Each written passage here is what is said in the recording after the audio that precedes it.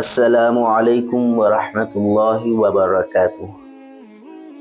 आज की हदीस मुबारका बिस्मिल्लाहिर्रहमानिर्रहीम।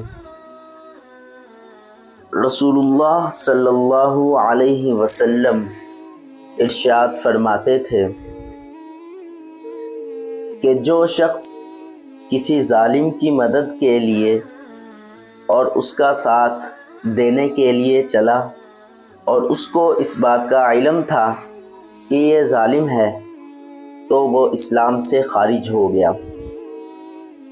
रोज़ाना हदीस मुबारका हासिल करने के लिए हमारे नीचे दिए गए व्हाट्सएप नंबर पर ज़रूर रब्ता करें और हाफिज़ आसिम अज़ीम यूट्यूब चैनल को सब्सक्राइब कीजिए।